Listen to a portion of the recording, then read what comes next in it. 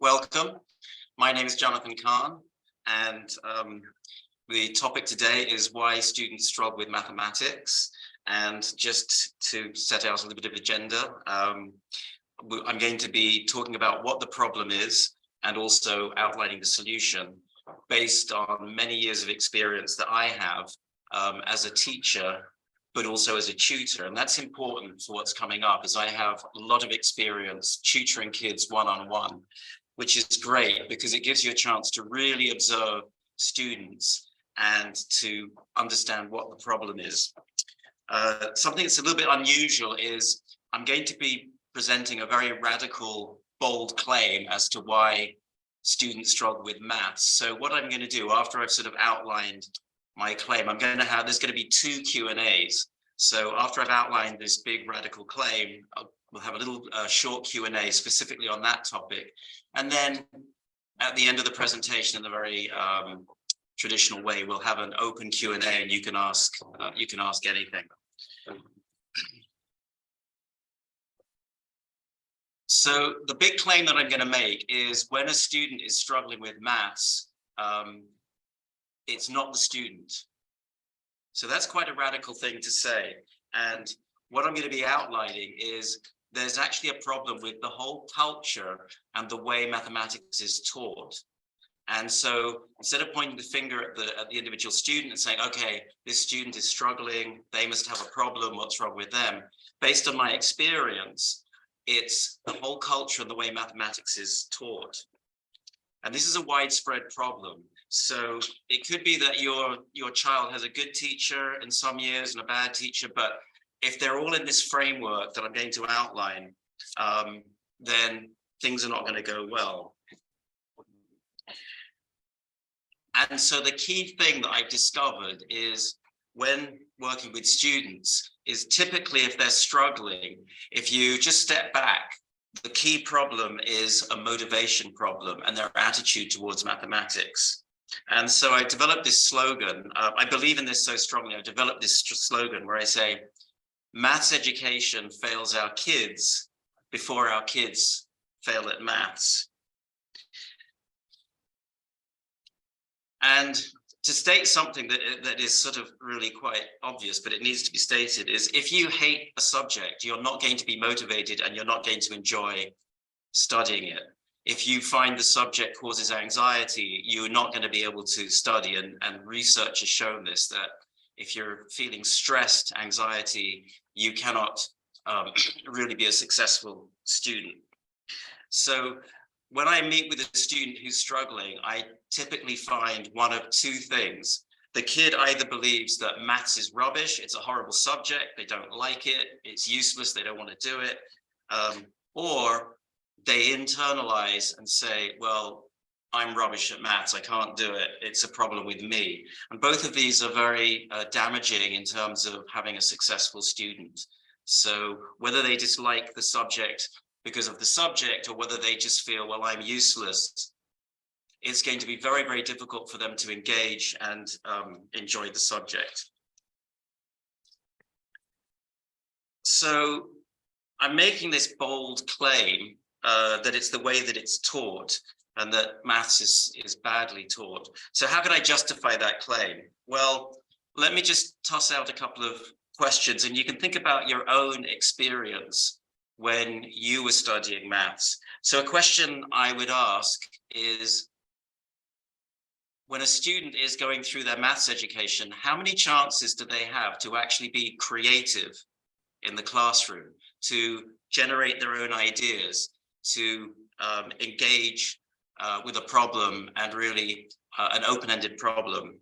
And very typically, maths is not taught in a way that allows for this creativity, the creativity of the student themselves. So there's very much in mathematics a problem when it's taught as if the teacher has the knowledge and they present the subject to the students, they're meant to absorb it and then solve problems. That proves they've learned something. And this is what one educational theorist called the banking model of education, where I own the goods, I've got the knowledge, I teach, it's output, the kids absorb, and then they regurgitate the knowledge. And the problem with this is again, there's no room for the kid, a student, to be creative and to come up and generate their own ideas. So it's very, it can be very, students can really get turned off if this is the framework that they're working within. So I want to tell you a story. What happened when I was in the States. Just so you know, I lived in the States for many years, and the bulk of my educational experience actually was in the USA. So I had to teach a college maths course. Now, something that's different in the States is these students had been studying mathematics from 1st grade to 12th grade. So unlike the UK, where at around 16, the kids choose what they want to do for A-level and they can drop mathematics. These are students that have had 12 years of maths education, and they come to college and there's a requirement for them to do a maths course. They're not choosing to do a maths course. It was actually a required course that they had to do. So when I was thinking about how I was going to teach this course, and because I already had several years of experience, I was starting to develop these ideas about why students are disengaged and don't like mathematics, I had 2 key thoughts. I thought, I know based on my tutoring experience that students can learn mathematics. I had never found a student when I was tutoring who could not learn mathematics. Even students that presented, who I met on the basis, well, they're really struggling with the subject. When I worked with them, I was able to get them engaged and be successful with them. So when I walked in this college classroom, I'm like, I was absolutely convinced. The challenge is not that the students are unable to study maths. They may not be good at maths. They may be poor performing, but in my mind, I had full confidence that they could learn mathematics. Second point, I thought I'm a pretty good teacher. I didn't have any doubt or anxiety about my ability to teach. I said, okay, they can learn. They've got the capacity to learn. I'm a teacher, I can teach. What is the problem here? And the problem, of course, was motivation and attitude. And I thought, that's what I have to think about. That's what I have to address if I'm going to successfully teach this class of college students. So I want to tell you what I did on the first lecture, the first session. I opened up a conversation. So what I did is I went around the room and I asked the students, I said, okay, I'm going to go around the room and want everybody to tell me, what do you love about maths and what do you hate about maths? And so we went around the room and almost every student said they hated maths, a lot of negative comments. It was almost 100% don't like maths, which is exactly what I had expected. And when it was my turn, because I took my turn, I said, what I love about maths is it's so beautiful. It's got such wonderful concepts, the power of it, and just let out some of my passion for the subject. And then when I said, what do I hate about maths? I said, the thing that I hate about maths is it's so often badly taught. Now, what was I doing here? I was opening up a conversation. I was making space for the students to express how they felt about the subject. So I was deliberately creating a space for that conversation and those topics to be raised. And I said, okay, let me just talk to you about how I could present a new topic to you. And I said, let's start with the topic of slope. So I said to them, all right, so here's a board and it's got lines of different slope. I said, here's the topic. We've got lines of different slope. I said, and we need to cover this topic. And I said, let's talk about it in 2 different ways. So I then took them through, I then presented them with the core of my idea. I said, I'm going to talk to you about this model of teaching mathematics. And I came up with a snappy acronym. I wanted it to be something that would be easy to remember. So I said, we're going to talk about the BCD model. And so I'm breaking down how you can master a mathematical topic. And I'm breaking it down into 3 levels. I said there's a big idea, there's a concept, then there's a challenge, and then there's some detail that we have to get into. And I related it to slopes. I said, okay, in this topic of slopes of lines, the big idea or the concept is lines can have different slope. The challenge is we need to put a number, we need to measure what that slope is. So we have to come up with some numerical measures. So if you remember slope, at the end of the day, a flat line has a slope of 0, and a line like that would have a slope of about 0.8. This would have a slope of maybe 1, and this would have negative slope. So that's where we're headed with the topic. But I said, the challenge is we need to assign a number to the slopes. And I said, the detail we'll get into the formula. So I want to point out here that at a conceptual level, there was nothing for me to teach. The kids already knew the topic. Every student in the class knows and has experience in the real world of lines having different slope. Every time they walk up a hill, up a staircase, they walk down some stairs, they walk up a ramp, down a ramp, they're experiencing slope. So the concept is something they already have. And I was explaining this to them.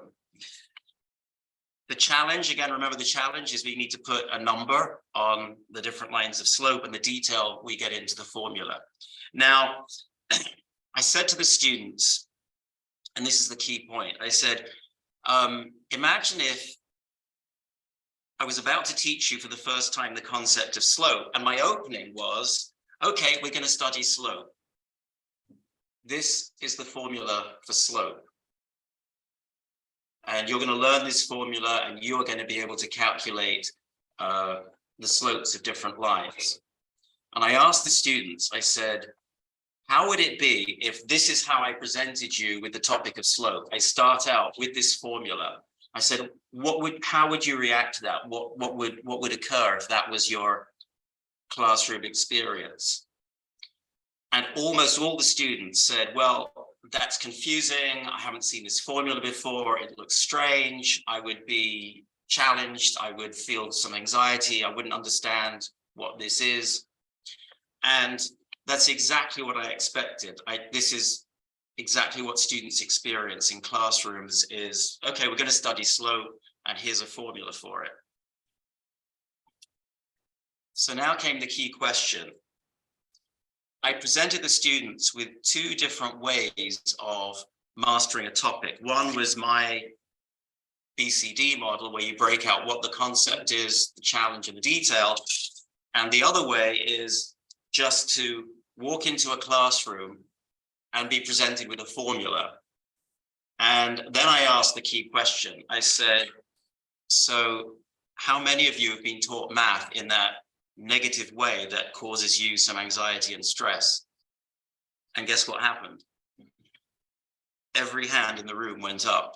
The kids had all experienced being taught maths in a way that actually confused them and made them feel a bit of anxiety or stress. And again, I'm sad to say this again, that's exactly what I expected. So I hope you've got a little bit of a flavor of the difference. And I'm going to expand on this more, but I think I just want you to understand that things that happen in the classroom and the culture of classroom teaching, in my opinion, is actually causing problems. So how bad is this problem?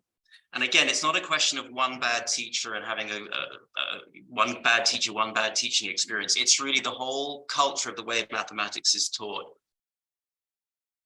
So what I want to do is I want to give you an analogy, it's kind of depressing, but I have to depress you, and then I'll get to the joy of the solution later. But just imagine if you're setting up music classes, and the way that you taught music was to go into all of the detail of the notation of music. You could set up a whole curriculum where you teach kids about the staves, the sign, you could show them how to draw the notes, and you could teach them how the notes have different rhythmic values. You've got crotchets and quavers. You could teach them what a minor chord looks like when it's written down, what a major chord is. You could develop a whole curriculum for music, which would go into all of the notation and all of the technicalities, and the kids would never hear a piece of music. Think about that. You could create a music course where it's all about notation, detail, technical information, and the kids never play or hear an actual piece of music. And my bold claim is that this essentially is what is happening in most mathematics classrooms. Now, I'd like to say, I'm hoping that's not the case for your child, but if you're at this webinar, you probably having a struggling child, that's probably your interest. And in my experience, these problems of these widespread problems of the culture, the way mathematics is taught, is the root of the problem. And if you think about my music analogy, if music lessons were taught like that, the kids would not enjoy it, and they would start to hate the subject. And in fact, they should hate the subject if it was taught in such a dry, joyless way. So again, if you think about that, if a kid is struggling with math and they're having a very negative experience in the classroom, it's not the kid, it's the way it's taught. That's my main point. So what I want to do now is show you that when you're teaching a mathematical concept, you do not have to reach for notation. Although many people think that's what mathematics is. They think mathematics is about X's and Y's and strange formulas. So what I want to do is show you that it's perfectly possible to teach mathematics, to get the concept across, teach at that conceptual level with no reference to notation at all. So I'm going to go to the whiteboard, and let me just get a pen here. And this is something I've done with a lot of kids. And this problem is not a trick problem. It's very straightforward. So what I do with the kids is, that pen's not going to be cooperative.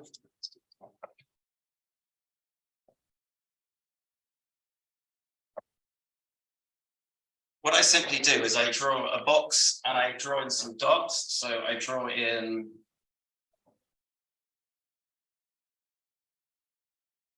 I draw in 3 dots into the box. And then I say to the kids, okay, how many more dots would you have to draw in this box in order that there is a total of 7 dots? It's not a trick question. It's straightforward. It's so straightforward. Sometimes people struggle to just realize it's just a simple question. There's 3 dots.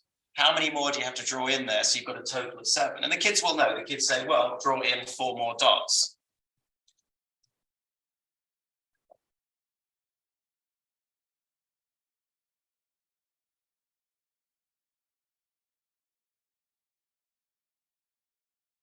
Now, you may ask, what's going on here? What the kid has just done is they've just solved the following equation, which is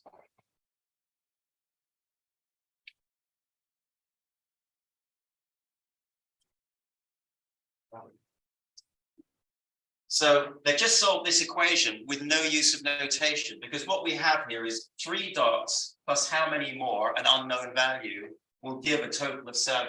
So the unknown value x is 4.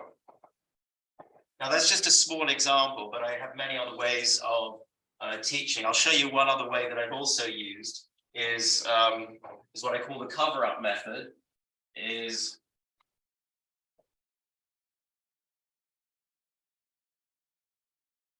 So I simply use my hand and I say to the kid, all right,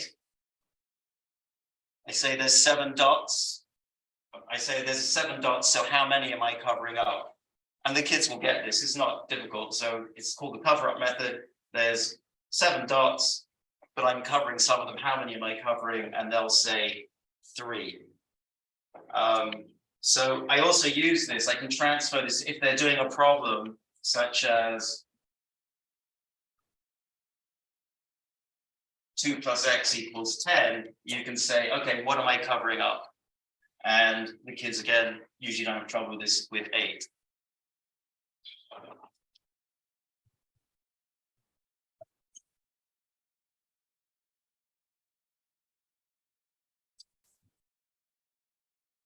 So that's just giving you a taste of one of my points, that you can teach a mathematical concept without use of notation. But what I want to do now is go through some of what happens when math is taught in the way that I don't like. And when math is taught without reference to the concept, what often happens is the students are just taught a procedure. They're taught to memorize a procedure, and it's procedure which they may have no understanding of what the conceptual background is. So let me give you an example. Again, I'll go to the whiteboard for this example. And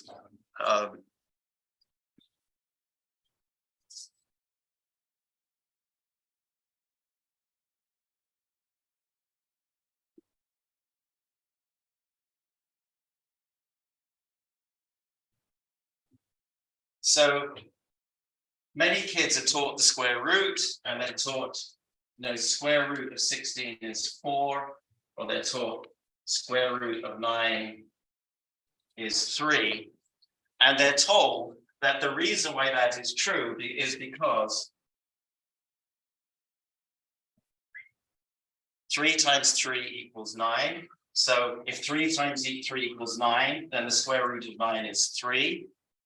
And similarly, why is the square root of 16 4? Well, they're taught, 4 times 4 equals 16. Therefore, square root of 16 is 4.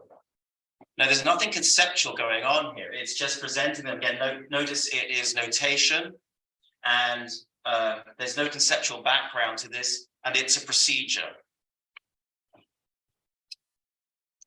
And so I now want to show you, just to emphasize my point, I want to show you a different way of teaching what square root is, where the kids do gain some conceptual understanding, and I want you to observe the difference between them. So for that, I'm going to go here, and I'm going to show you a manipulative. So when I teach and I work with kids, I use a lot of manipulatives, hands-on manipulatives. So what I would have the kids do, I've done this in class, I've done this with individual students, is I would have them using these colorful tiles, which the kids really love, and build a 3 by 3 square. And so what I can explain to the kids is a square that is 3 by 3, the side of the square is 3 tiles, has an area, a total area of 9. So the square root of 9 is saying, if you've got a square made up of 9 tiles, what would the length of the side be? Now, notice again, this is a real world concept. Kids have seen squares. They know that squares have lengths on the side, and they know that they have an area. And here's an interesting thing that I've actually done is you can go into a secondary classroom, and you can say to the kids, you guys, you all know that 3 squared is 9. And then I ask them, why is the word square in there? We say 3 squared is 9. Why is the word squared in there? And they have absolutely no idea, because they've never been taught the underlying concept of 3 squared, of what a square is. And so, well, once they see this, once they do this as an activity in class or as an individual, they get the concept of a square having a side and an area. And once they've got the concept, they then master the topic. And just want to mention something at this point. I'm saying that it's not a good idea to start a mathematical topic by going straight for the notation, but it's not that I'm against notation.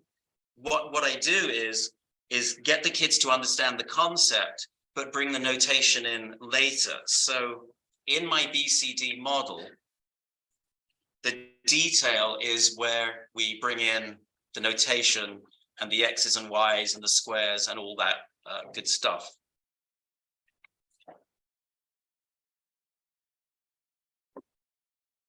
And yeah, let me mention another point.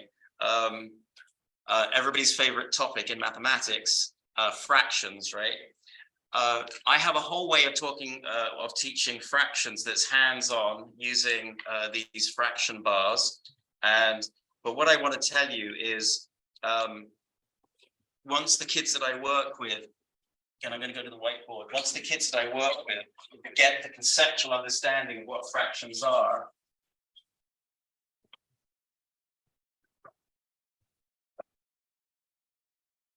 they will understand this, right? Which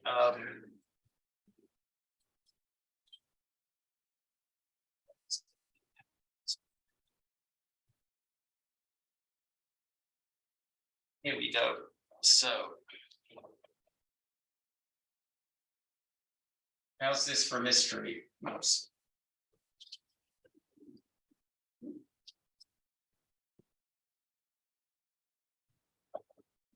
What's the answer to that? Well, a quarter divided by a 16 is 4.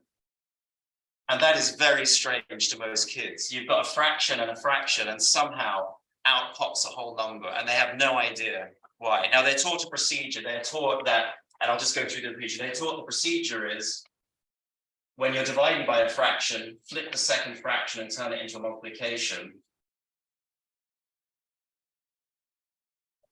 And that gets them to the right answer, but they have no idea why that's the right answer. So, all right. I'm not going to go into this in more detail right now, but what I want you to notice is that even if the kid is successful, even if the kid can solve the problem and do all the problems on the homework right, there's no conceptual understanding here. But when I teach the kids fractions, they do get the conceptual understanding. And then it actually makes sense to them why that's true. But I'm not going to go into more detail about that right now.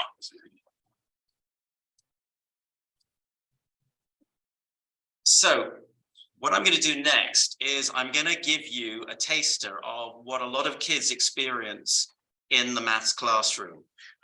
So I'm going to teach you a new procedure, and it's a calculation. And let me show that to you.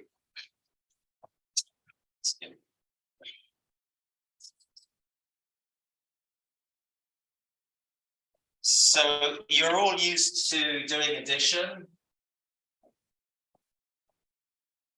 but what I'm going to do is I'm going to introduce something that's a little bit of a twist on addition. And I'm going to, instead of using a plus sign, I'm going to use this sign. And the name of the operation, instead of being addition, I just choose a random, but I'm going to call this bing. We're going to bing two numbers together. And the way it works is this. If you add two numbers together and they're both odd, then you just do the addition in the usual way. So we're using this new operation called bing. So 3 bing 5 would give you an answer of 8 because they're both odd. Similarly, if both numbers are even, then you just bing them in the same way you do an addition. 2 plus 6, that gives you 8. But if one number is odd and the other number is even, when you bing them together, you add an extra 1. So that would be 1 being 10, since that's odd and that's even. You would do 1 plus 10 is 11, but you add on 1 extra and you get an answer of 12. So 1 being 10, the answer is 12. This is what happened in the classroom. The teacher would throw out a few examples. So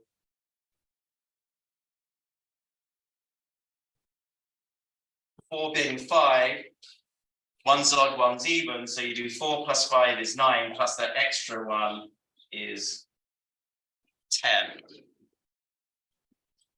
So this is like an example of a typical experience that a kid would have in a classroom They would be introduced to something new. In this case, the new thing is the Bing operation. Then they would be given some examples, and then they would be asked to work through some examples, and then they would be given some homework, and they would be asked to do the homework and come back the next day with the completed homework. Now, why am I showing you this? Well, think about what's happened. I've taught you a procedure. I've shown you what it is. Even if you've mastered it, my question is, what have you really gained intellectually? Where's the creativity in this? And I think you'll agree with me, this is a pretty dry, meaningless exercise. But this is really how maths is taught a lot of the time, a series of procedures that the kids have to memorize. And they never really understand what's going on. All right.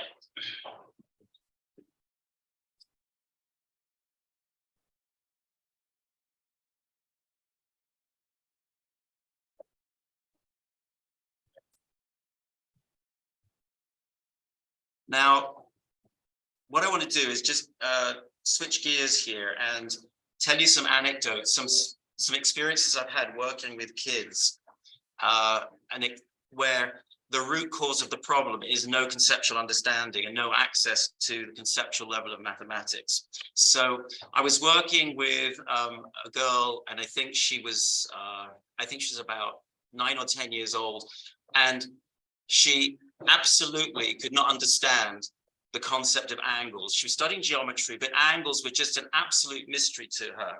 And when I talked to her, I realized the only way she'd ever seen an angle, it was always presented the way angles are in textbooks, just a V-shaped, and she didn't really understand what an angle was. So what I had her do, when I realized that was the problem, what I had her do was simply, I said, we're going to do something together. And I had her stand up and I said, we are going to turn some angles. So I said, okay, excuse me. So I said, okay, we're facing the front. We're going to rotate 90 degrees. So we turned 90 degrees and we turned back. I said, that's a 90-degree angle. Then we did 180 degrees, 180 degrees. I'm not being rude here, but I'm going to put my back to you. Rotate. That's 180 rotation. And then I said 270.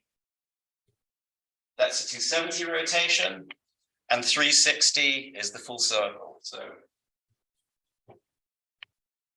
and honestly, that was all it took for her to gain a conceptual understanding of what angles were, something that had been a complete mystery, just these static images on a page. She got it, and then she was able to move on and be successful. My next anecdote is also interesting in a different way. I was working with a student from a very wealthy home in the Philadelphia suburbs.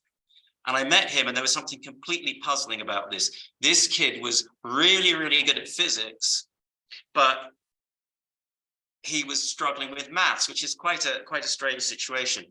When I worked with him, what I discovered was that he was doing homework and he was kind of rushing through homework and he was getting the questions right.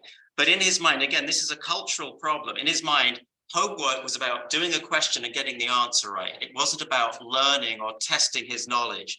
And when I explained to him, look, when you do your homework, don't focus on whether you're getting the question right or wrong. Focus on, have you really understood the topic, and see the homework problems as a way of testing whether you've really deeply understood the topic. And that was what turned the corner for him. So I want to show you, again, I'll go to the whiteboard. I want to show you I've got a sort of a visual of the difference between the way I teach math, focusing on conceptual understanding, and the way math is traditionally taught. So it's just a visual.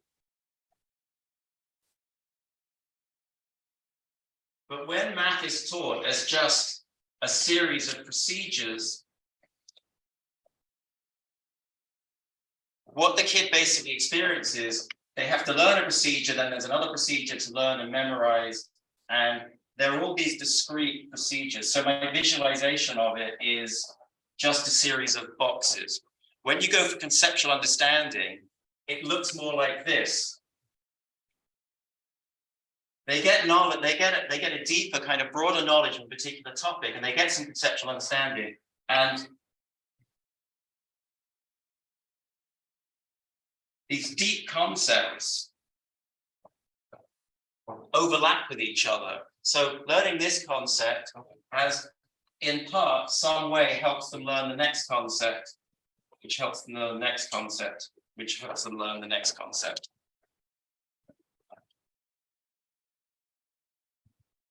So just to summarize, and I'm going to do a little go for a Q&A in a second. Just to summarize, I'm making a very strong, bold claim that the reason why students struggle with maths is the way that it's taught, and it's the culture of how it's taught that is the real problem.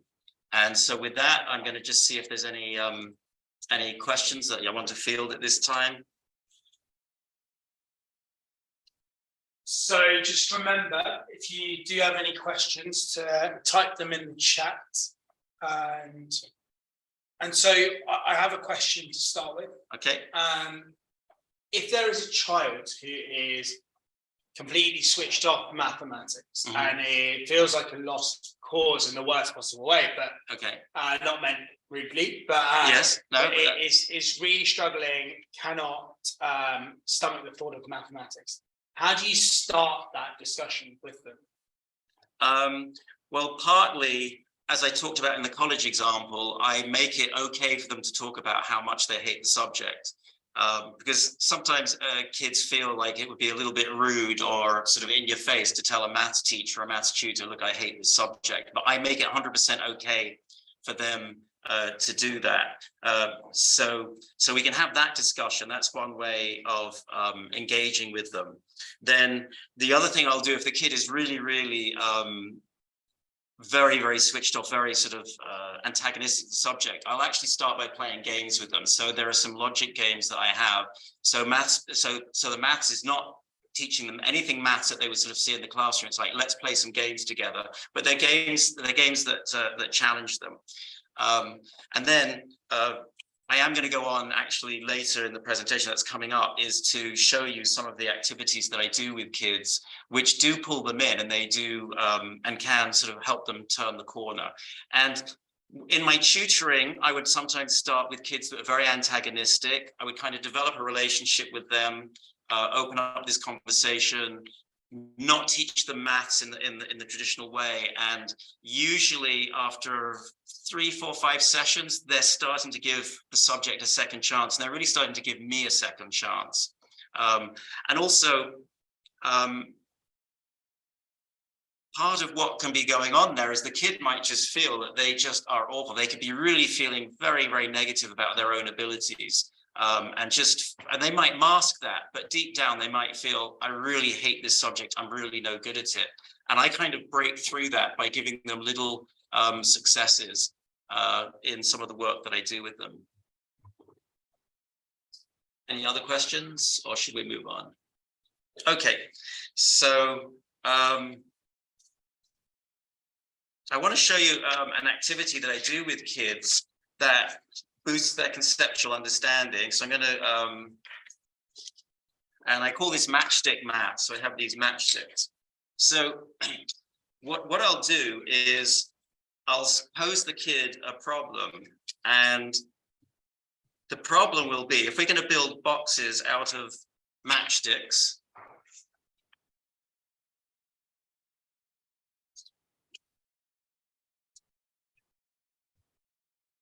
if we're going to build boxes out of matchsticks, how many matchsticks would it take to build, one bit, one box, 2 boxes? I'll ask them specifically to open up. How many matchsticks have we used? How many matchsticks here? How many matchsticks to make 3 boxes?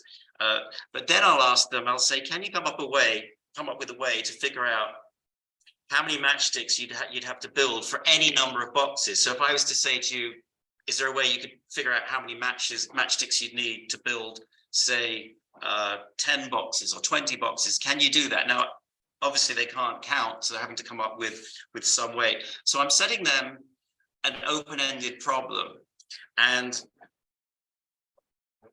they come up with ideas, and it's based on the physical matchstick. So let me give you an example. Some kids will cotton on to this. One way is to figure out, okay, start with 4 to build the first box. If you want one more box, you have to add on 3 matchsticks. And then if you want to build the next box, it's 3 more matchsticks. And then it's 3 more matchsticks. And they can see this, and they're doing this. They're working with the matchsticks, their hands on, so they can see this. So they'll come up with the idea. It's 4 plus 3 plus 3 plus 3. Then if I say to them, okay, what if we needed to build a row of 10 boxes? How many matchsticks would it take? And they might say, well, 4 plus 10 sets of 3, which is not right, but they're getting the idea. It's actually 4 plus 9 sets of boxes. But they'll be able to see that, and they'll see, okay, well, it's 4 plus 1 less than the number we want. If we want 10, you have to build these 9 extra boxes. Now, when we get to the notation, when we get to the formula, that will turn into an equation, which I'll just draw on this little whiteboard here.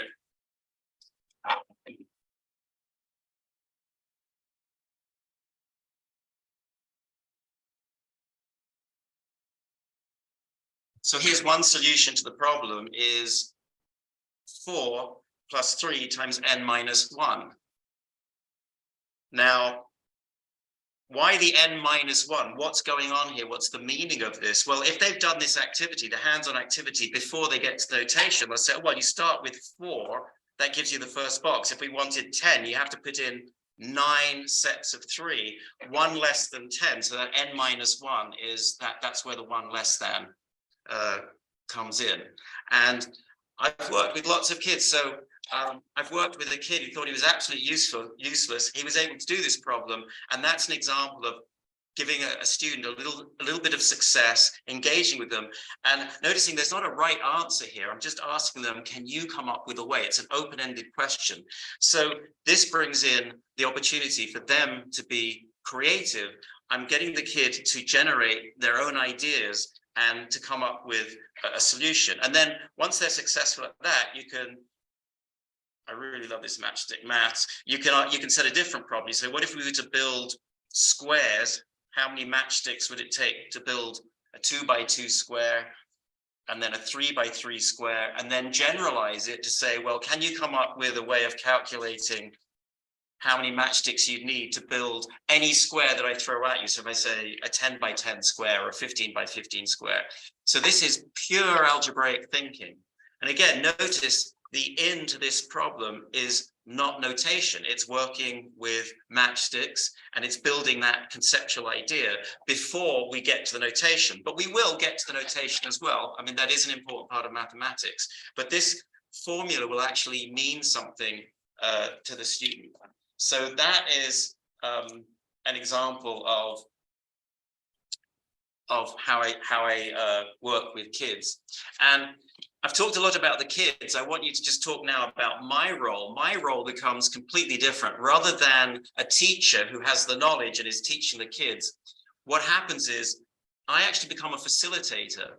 And what I'm facilitating is for the kids to make their own discoveries. And I will push and nudge and gently guide them along and make suggestions, but I'm basically not standing there with the knowledge that I'm imparting to them. I'm setting up a situation where the kids can make a discovery, get the conceptual understanding, and it has this tremendous impact. Once they start doing this and being successful, they start to change that internal attitude. They start to change that programming, I'm no good at maths. They start to enjoy the subject. Sometimes all you have to do is just put the stuff out there and the kids will just absolutely want to engage with it. And I use other manipulatives as well. I use little cubes. So it's very hands-on. As I mentioned before, with fractions, I'll use fraction bars. And let me just mention one thing about fractions, just again to show you the power of working at the conceptual level and with manipulatives. for some kids, it is confusing that the fraction a third is smaller than the fraction and a half. And the reason why they find that confusing is the number 3 is bigger than the number 2. But when they work with a manipulative like that, they can see if you cut something up into 3 pieces, each piece will be smaller than if you cut it up into 2 pieces. And what I've done with some students is I've actually created strips of paper and allowed them with scissors to cut them up, and they can see. And obviously, if you go to a more extreme fraction of a tenth, then if you cut something up into 10 pieces, each piece is obviously going to be smaller. So these are some examples of the way I work with students and how I work on that, get them to do something which gives them conceptual understanding. So as a classroom teacher, when I was prepping lessons, instead of thinking to myself, what am I going to teach? I flipped it around to what are the kids going to do, and what are they going to do in order that they gain the concept. And so it made my lesson planning very, very creative. And I created all sorts of interesting ways. When I taught trigonometry, I approached it from a completely different way than it's normally approached in secondary school. And I made the kids measure the lengths of triangles and work like that. And I just want to, before I wrap up, I just want to mention, I made this strong claim about why kids struggle at maths. There are obviously sometimes other factors. Kids can have learning issues. Kids can just be too stressed because of things going on in their life so that they're not able to study. There's a whole topic that I'm very interested in, different learning styles. So it's not always, the problem is not always what I've outlined here. There can be other factors, and you're working with students. And what I love about working with students individually is every student is different and they all think differently and have their own ideas. And part of my job as this facilitator is simply to validate when they have these ideas, when they come up with their own solutions, that I just validate and give them encouragement. So a lot, a lot of working with struggling students is me expressing my belief in them. And in my own mind, when I work with a student who doesn't believe in their own abilities, I think, okay, part of my job is to believe in them, even while they don't believe in themselves, until we turn that corner and their attitude changes. And for me, it's actually just a great privilege to see kids work and use their own unique creativity and solve problems in their own way. And with that, I think I'm going to that's the end of my session, but we're going to see if there are any questions have come in through the chat. Please do ask. This is now open-ended. You can ask anything, and I would welcome any questions from you. And thank you for your time today. Thank you, Jonathan. That was really informative. I suppose what we would like to do is open it up to anyone. Yeah. Any questions? Any questions? Any topic? Around any topic. It could be maths. It could not be maths. It could be a question around your child or a child that you know. Mm-hmm. So if you do have any questions, please feel free to type them in the chat and we can get those answered. It's not very often we get the opportunity to speak to someone who's so academically decorated and experienced in education. So please feel free to do that.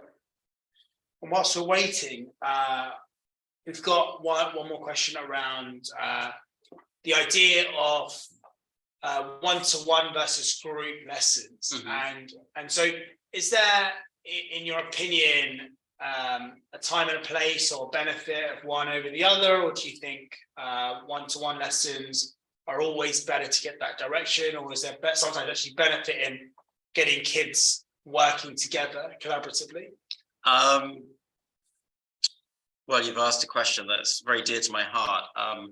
Kids are incredibly social, and as a classroom teacher, you can either work against that. If you're trying to keep a silent classroom where the kids are all working individually, it's very, very difficult. They're by nature incredibly social. So I love group teaching. And there's tremendous benefit if you can get that, if you can use that sociability. So small group activities, partner activities can be very, very effective. And quite frankly, I've seen many times in partner activities where I'm struggling to explain something to a student and another student does a better job and gets why that student is struggling and will provide a better explanation. So that is an example where I think the social situation has tremendous value. And also, I've experienced as an individual tutor that some kids, they don't want the tutoring. They feel like it's singling them out. It's sending a message to them, well, you're a problem, you need a tutor. So I've often faced some initial resistance. But if you send a kid into a group lesson, a small group situation, they're not the center of attention. So if the kid is shy, a little bit anxious, there's less spotlight on them. And then they can also interact with other students. And one of the things I do when I work with small groups, I do an icebreaker and I encourage the kids. The first thing I do is I don't introduce myself. I get the kids doing an icebreaker where they have to talk to each other, because I'm sending them a sort of a secret message saying, in this classroom, it's going to be okay to talk to each other. That's part of what's going to go on here. And it relaxes the kids and it makes for a better group situation. So actually, when I started talking with Rushabh about collaborating with TutorHive, probably the thing that I'm most interested in is small group sessions and hopefully live, because I'm a little bit old and I'm a bit skeptical about this online stuff. So my ideal scenario would be to get small groups together.